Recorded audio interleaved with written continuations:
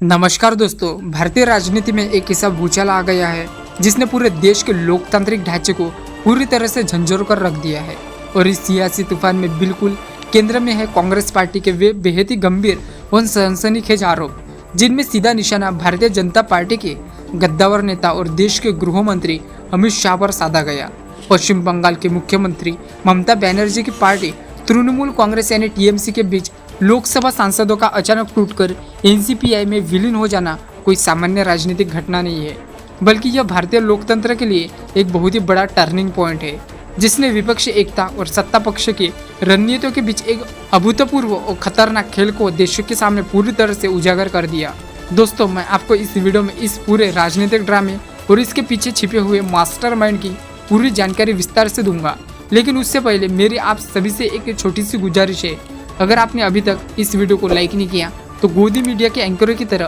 बिल्कुल भी आलस मत दिखाइए और तुरंत लाइक बटन दबाइए। इस वीडियो को अपने दोस्तों और परिवारों के साथ ज़्यादा से ज़्यादा शेयर कीजिए और हमें नीचे कमेंट में लिखकर जरूर बताइए कि आप भारत के किस शहर या राज्य से यह वीडियो देख रहे हैं। और हाँ, अगर आपने अभी तक हमारे चैनल को सब्सक्राइब नहीं किया तो कृपया जल्दी से कर लीजिए, क्योंकि आज के समय में टीवी के न्यूज़ चैनल तो बदल सकते हैं, लेकिन सच्ची और निष्पक्ष खबर कभी नहीं बदलती। अब हम सीधे इस बहुत ही बड़ी खबर के विश्लेषण पर आते हैं, जिसने दिल्ली से लेकर कोलकाता तक की राजनीति में हड़कंप मचा दिया। कांग्रेस पार्टी ने एक बेहद ही आक्रामक प्रेस कॉन्फ्रेंस करते हुए सीधा और स्पष्ट आरोप लगाया कि तृणमूल कांग्रेस के 20 सांसदों को पार्टी से तोड़ने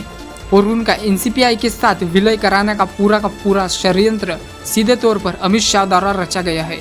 यह कोई छोटी मोटी बगावत नहीं है दोस्तों, बल्कि एक सोची समझी रणनीति के तहत किया गया बहुत बड़ा प्रहार है, जिसका मुख्य उद्देश्य विपक्ष को पूरी तरह से पंगु बना देना। कांग्रेस का यह स्पष्ट कहना है कि भारतीय जनता पार्टी और उनके मुख्य रणनीतिकार अमित शाह सीधे तौर पर विपक्षी पार्टियों को खत्म करने के लिए अपने हर संभव तरीके अपना आजमा रहे। जब तृणमूल कांग्रेस के 20 सांसद एक साथ अपने मूल पार्टी को छोड़कर एक नए राजनीतिक दल एनसीपीआई का हिस्सा बन जाते, तो यह सिर्फ दल बदल नहीं रह जाता दोस्तों, बल्कि यह एक संस्थागत तोड़फोड़ का सबसे बड़ा उदाहरण बन जाता है। इस घटना ने साबित कर दिया है कि सत्ताधारी दल अपने संख्या बल को बढ़ाने के लिए किसी भी हद तक जाने को तैयार है और इसके लिए वे हर प्रकार की नीति का इस्तेमाल खुलेआम कर रहे हैं। इस पूरा राजनीतिक गड़बड़ी के पीछे कांग्रेस पार्टी ने भारतीय जनता पार्टी के लिए एक बहुत ही बड़ी और गहरी साजिश की ओर इशारा किया, जिसने उन्होंने fresh two third majority claim यानी फिर से नए सिरे से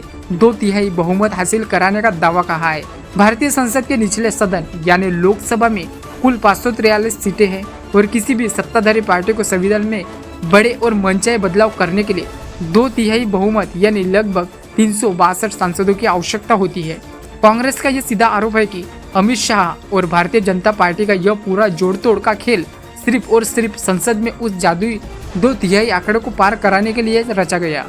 ताकि वे बिना किसी विपक्षी रुकावट के अपने वैचारिक और राजनीतिक एजेंडे को संविधान के माध्यम से पूरे देश पर थोप सके। तृणमूल कांग्रेस जैसी मजबूत विपक्षी पार्टी से एक ही झटके में 20 सांसदों को तोड़ लेना इसी खतरनाक मास्टर प्लान का एक बहुत ही बड़ा हिस्सा है। दल बदल विरोध कानून के तहत अगर किसी भी पार्टी के 2/3 सांसद एक साथ टूटकर किसी अन्य दल में विलय करते हैं तो उन पर अयोग्य की तलवार नहीं गिरती, और इसी कानून की खामी का फायदा उठाकर एनसीपीआई के रूप में एक नई राजनीतिक छतरी तैयार की गई, जिसके नीचे इन बागी सांसदों को पनाह दी गई।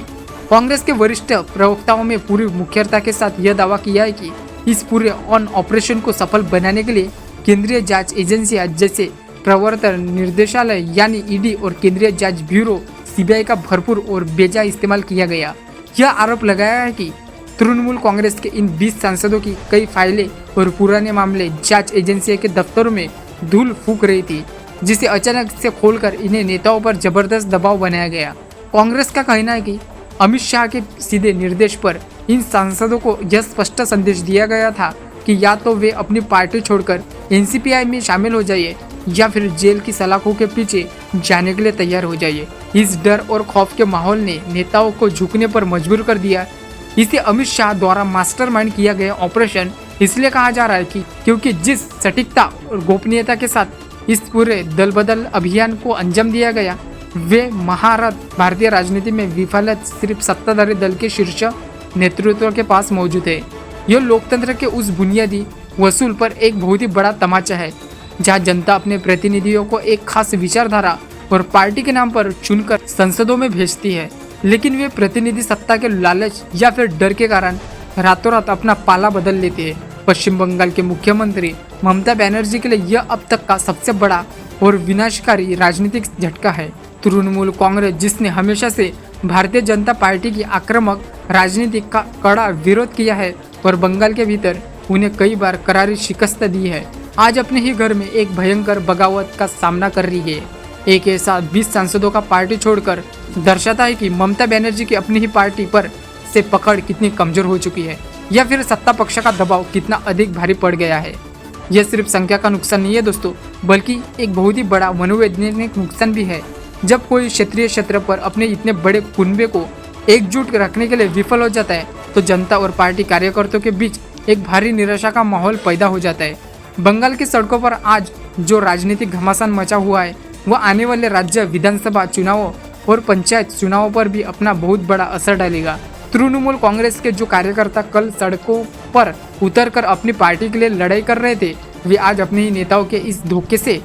पूरी तरह से सख्त और हताश है। अब सबसे बड़ा सवाल यह उठता है कि इन सब घटनाओं का भारत के आम मतदाता पर क्या असर पड़ने वाला है। जब एक मतदाता सुबह सुबह उठकर लंबी लाइनों में खड़ा होकर अपना बहुमूल्य वोट डालता है, तो वह यह सोचकर वोट देता है कि उसका चुना हुआ प्रतिनिधि उसके हकों के लिए लड़ाई करेगा। लेकिन जब वही प्रतिनिधि चुनाव जीतने के लिए बाद अचानक से विलय का खेल खेलता है और अंत सत्ता पक्ष गोद में जाकर बैठ जाता है, तो उस मतदाता के वोट की कीमत शून्य हो जाती है। यह पूरी की पूरी व्यवस्था मतदाता के मुंह पर एक बहुत ही बड़ा तमाचा है। अगर यह सिलसिला इसी तरह से चलता रहा, तो आने वाले समय में लोग मतदाता की प्रक्रिया से पूरी तरह से निराश हो जाएंगे। लोकतंत्र में अगर जनता का विश्वास एक बार चुनाव प्रक्रिया से उठ गया, तो फिर इस देश को एक अधिनायकवादी तंत्र में बदलने से कोई नहीं रोक पाएगा। अंत तृणमूल कांग्रेस के इन 20 सांसदों का एनसीपीआई में विलय सिर्फ एक खबर नहीं है, बल्कि यह भविष्य की भारतीय राजनीति का एक बहुत ही बड़ा चेतावनी